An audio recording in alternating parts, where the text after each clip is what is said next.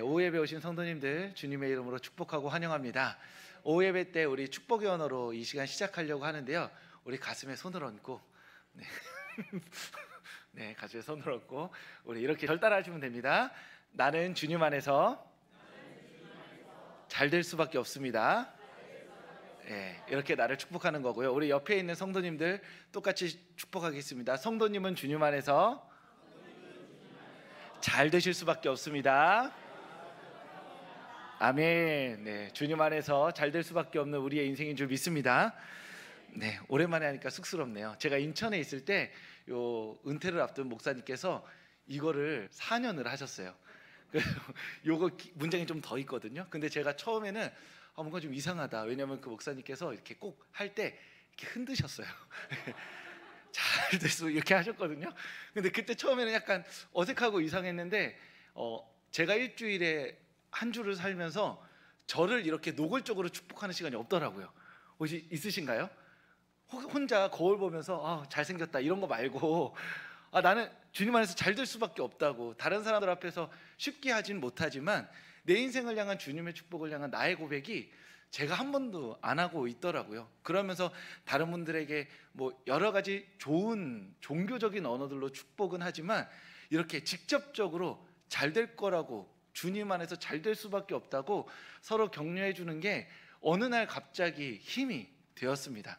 그래서 종종 이 말씀을 가지고 나를 축복하고 서로를 축복하면서 주님 안에서 잘 될 수밖에 없는 인생 될 수 있기를 소망합니다.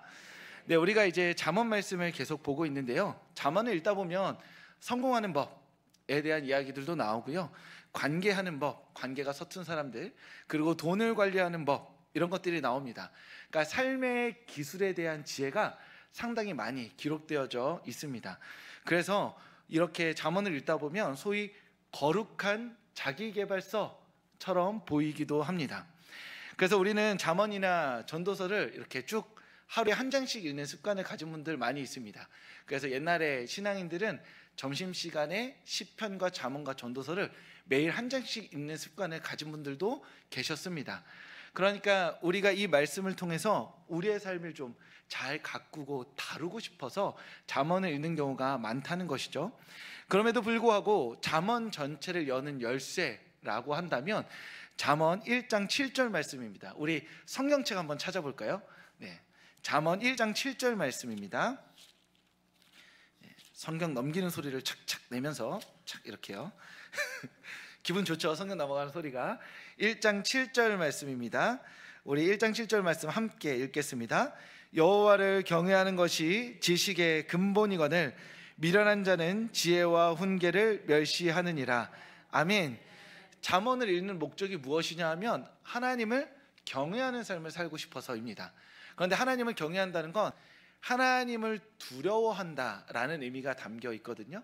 그런데 두려움 가운데 혼날까 봐, 벌 받을까 봐가 아니라 두려우신 하나님과 지혜롭게 동행하는 삶을 살기 위해서 잠언서를 읽는 것이죠.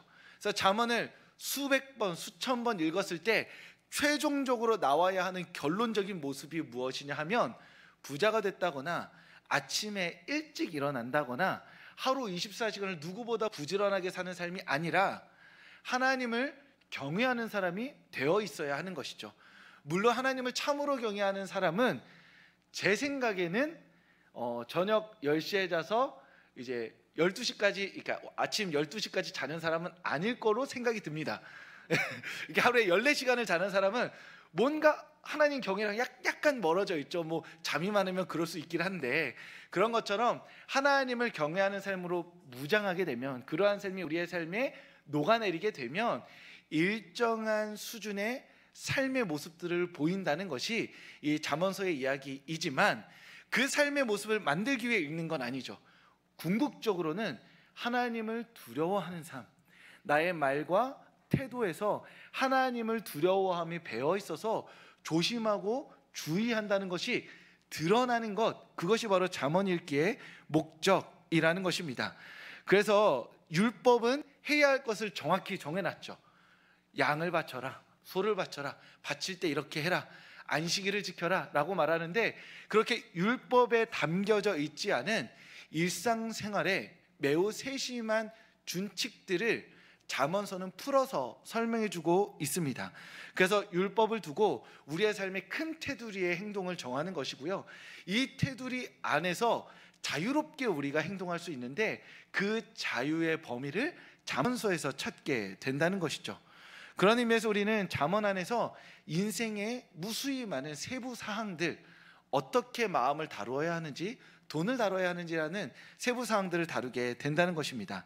오늘 본문도 바로 우리의 삶을 다루는 지혜에 대해서 보여주고 있는데요, 오늘의 말씀은 바로 이것입니다. 마음의 즐거움은 얼굴을 빛나게 하여도 마음의 근심은 심령을 상하게 하느니라. 즉 하나님을 경외하는 삶을 살아가는 사람이 마음을 어떻게 다룰 것이냐, 이 이야기를 우리에게 해주고 있는 것이죠. 오늘 이 성경을 쓴 지혜자는 인생을 크게 두 가지로 말합니다. 일부러 단순화해서 이야기하는 것이죠. 하나는 마음에 즐거움이 있는 사람이 있습니다. 그 사람은 얼굴이 밝게 빛난대요. 제 얼굴 어떻게 보이시나요? 네, 감사합니다. 좀 살이 쪄서 그런 걸 수 있습니다. 기름기가 있어서 그런 걸 수 있는데요, 마음이 근심하면 어떻게 되죠? 몸과 마음, 심령이 다 상해 버리게 된다는 것입니다. 그러니까 아주 단순화해서 인생이 두 부류가 있는데, 마음이 즐거움으로 가득한 사람은 얼굴에서 빛이 난다라는 것이고, 마음이 근심이 있는 사람은 얼굴부터 또 몸까지 다 상하게 된다, 망가진다라는 것이죠. 너무 당연한 이야기이죠. 설명할 필요가 없는 이야기입니다. 그런데 잠언은 감정의 흐름을 이야기하고자 하는 것이 아니라, 하나님을 경외하는 사람은 그 마음에 무엇을 담는가, 무엇을 담음으로써 어떤 결과를 만들어내는가, 이 이야기를 해주고자 하는 것이죠. 즉 하나님을 경외하는 사람은 그 마음에 즐거움을 담는 사람입니다. 즐거움을 담음으로 말미암아 얼굴이 이렇게 밝게 빛난 다음에 밝게 빛남으로써 하나님을 영화롭게 하는 것이죠. 그래서 하나님을 경외하지 못하는 사람은 마음에 근심을 담아서 몸과 마음이 상해버리고, 그럼으로써 마땅히 우리의 삶으로 돌려드려야 할 하나님을 영화롭게 하는 삶을 살지 못한다라는 것이 오늘 말씀의 핵심인 것이죠. 지난번에도 말씀드렸듯이 잠언 4장 23절에 이런 말씀이 있습니다. 모든 지킬 만한 것 중에 뭘 지키라고요? 마음을 지키라고요. 왜냐하면 여기서 생명이 나오기 때문이라는 것이죠.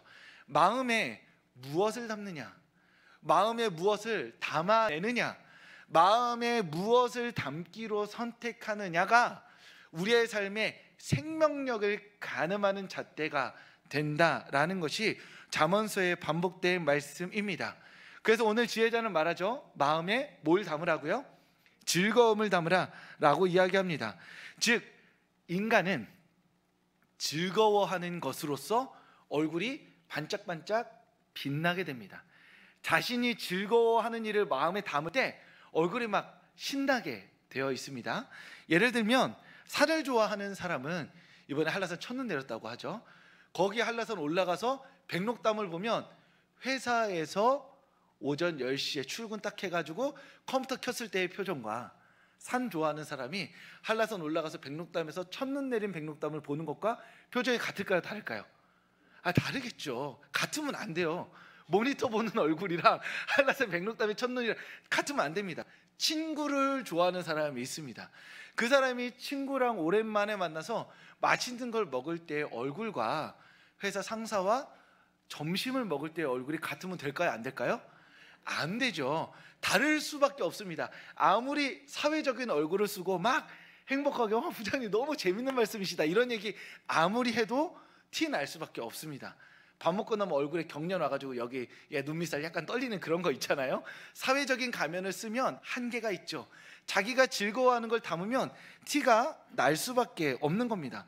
맛있는 음식 먹을 때도 그렇고 좋아하는 친구 만날 때도 그렇고 내가 좋아하는 걸 할 때 그 즐거움을 담아낼 때 그 사람은 얼굴에 빛이 나면서 다른 사람들이 그 사람을 볼 때 네가 즐거워하는 것이 참으로 가치 있는 것이구나 라고 느끼게 된다는 것이죠.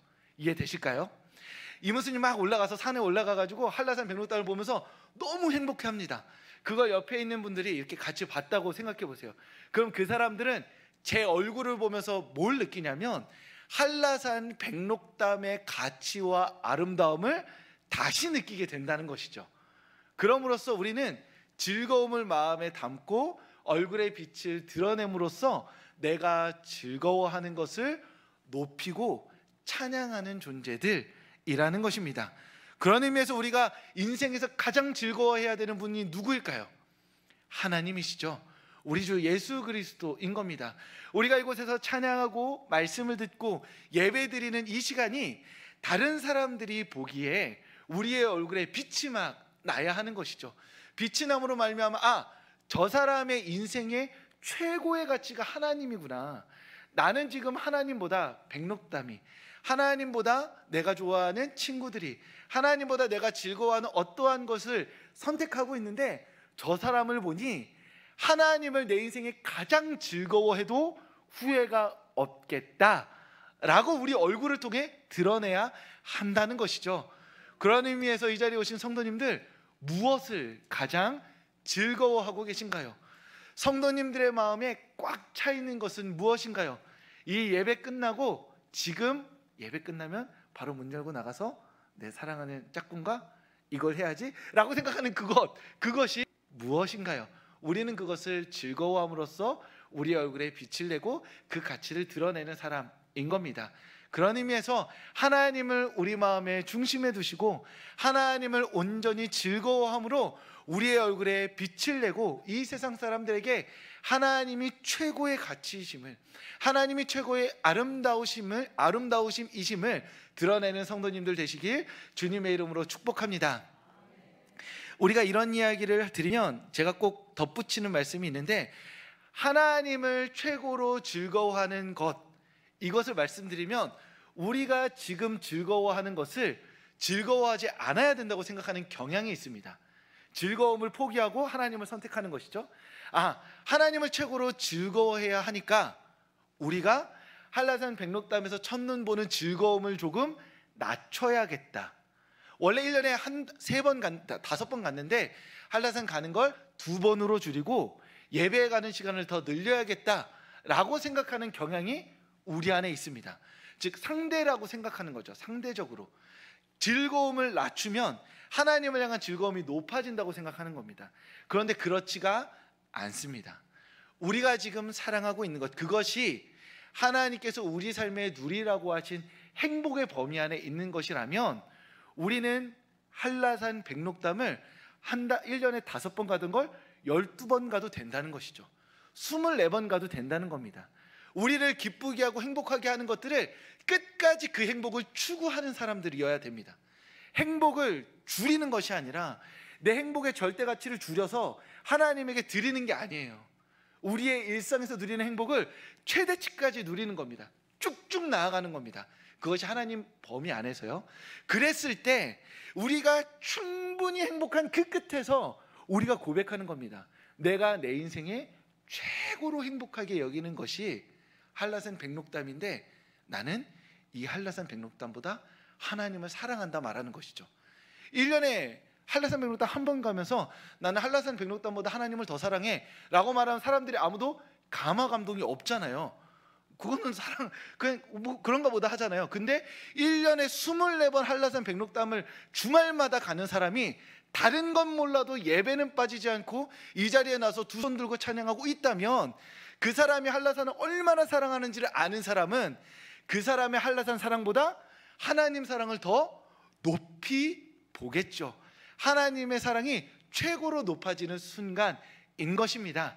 그러니 하나님을 사랑하기 위해서 지금 내가 사랑하는 것을 낮추는 것이 아니라 내가 지금 사랑하는 것이 하나님의 율법과 하나님의 진리 안에 있는 것이라면 끝까지 사랑하시되 그 끝에서 하나님을 고백하는 성도님들 되시길 주님의 이름으로 축복합니다. 그리고 오늘 성경 말씀은 근심에 대해서도 이야기합니다. 마음의 근심은 심령을 상하게 한다라고 말하죠. 우리의 근심은 오늘 일이 아니라 내일 일 때문에 옵니다. 다가오지 않아서이죠. 즉 혼날 가능성이 높은 일이 내 눈앞에 있을 때 나는 반드시 근심하게 되어 있습니다. 내가 뭔가를 잘못했고 그 일이 다가오고 있을 때 말이죠. 그러니까 근심이라는 것은 내일 일 때문인데 그 근심의 근본에는 내일 나에게 닥쳐올 나를 불안하게 하고 걱정시키는 그 일이 나를 하나님의 사랑으로부터 끊을 수 있다고 믿기 때문에 근심하는 겁니다. 왜 근심할까요? 우리는 이 모든 일들이 막 나한테 덮쳐와요. 그래서 날 넘어뜨립니다. 막 넘어뜨리고 날 때려요. 내가 피떡이 됩니다. 그래서 도저히 일어날 수 없을 것 같아요. 그 순간에 하나님의 사랑이 나를 일으켜 세울 수 있다고 믿는 사람은 근심하지만 소망을 품습니다. 그런데 이렇게 세상이 흠씬 두드려 맞고 난 다시는 못 일어나, 끝나버렸어. 하나님의 사랑이 아무리 이 세상을 덮칠 그 무리바다 덮음 같이 나를 덮는다 해도 나는 결코 못 일어나 라고 느끼는 사람이 근심에 사로잡혀 두려워하게 된다라는 것이죠. 그러한 근심이 우리의 심령을 상하게 한다라는 것입니다. 그런 의미에서 로마서는 이렇게 이야기하죠. 이 세상 어떤 것도 하나님의 사랑에서 우리를 끊을 수 없으리라. 이 말을 왜 할까요? 그 끊어지는 감정을 우리가 느끼기 때문입니다. 매일매일 느끼기 때문이죠. 하나님의 사랑을 듣고 있는데도 그 사랑이 느껴지지 않아서 언제나 하나님의 사랑으로부터 분리되는 감각이 있기 때문에 하나님이 우리에게 마음에 선언하시는 겁니다. 네가 그렇게 느끼는 거 안다. 이 세상에 너를 계속 공격해서 하나님의 사랑으로부터 끊어질 것처럼 느끼는 거 내가 안다. 그래서 내가 너의 마음에 이 하나님의 한 말씀을 남겨놓는다. 이 세상 어떤 것도 나의 사랑에서 너를 끊을 수 없으리라 라고 우리에게 말씀해 주신다는 것이죠.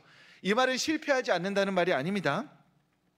실패가 오지 않는다는 말도 아니죠. 실패의 자리에서 그 비록 실패를 감당하는 삶이라 할지라도 하나님과 동행함으로 소망을 품을 수 있다, 우리에게 말씀해 주고 계신다는 것입니다. 그런 의미에서 우리의 마음에 근심을 담는다는 것은 단순히 걱정하는 행위가 아니라 이 걱정으로부터 하나님이 나를 버리실 것이다, 나는 걱정과 함께 패키지로 묶여서 하나님으로부터 던져지고 이 세상 가운데 버려지고 그렇게 나는 걱정과 함께 영원히 살아가게 될 것이다 라고 고백하는 그 사람은 심령이 상하게 되어 있다라고 가르쳐 준다는 것이죠. 그런 의미에서 우리가 마음에 담아야 할 것은 근심, 그 근심의 근본에 있는 하나님의 사랑으로부터 끊어질 것 같은 그 불신이 아니라 이 세상 어떤 것으로부터도 나를 하나님의 사랑에서 끊을 수 없다는 믿음, 확신인 줄 믿습니다. 사랑하는 성도 여러분, 오늘 말씀은 결국 한 가지를 우리에게 가르쳐주고 있습니다. 우리의 마음을 지키라 라는 것이죠. 근심 가운데서는 확신으로 마음을 지키고 우리 안에 다른 즐거움이 아니라 하나님을 향한 즐거움을 채워 넣음으로써 얼굴을 빛나게 하고 하나님을 영화롭게 하는 삶을 살라고 오늘 말씀은 우리에게 이야기하고 있습니다. 그러니 이번 한 주 다른 어떠한 상황과 환경 가운데서도 하나님을 즐거워하기를 선택하는 성도님들 되시길 주님의 이름으로 축복합니다. 근심이 찾아오는 순간에, 걱정이 부릴 듯 일어나는 순간에 걱정 안 할 수 없으니 하겠지만 하나님, 이 걱정 가운데서도 이 걱정이 아무리 크다고 하더라도 하나님의 사랑으로부터 나를 끊을 수 없습니다 라고 믿음의 고백으로 우리의 마음을 지키는 성도님들 되실 수 있기를, 그렇게 하나님을 영화롭게 하는 삶을 살아가는 우리 이번 한 주 되시기를 주님의 이름으로 축복합니다.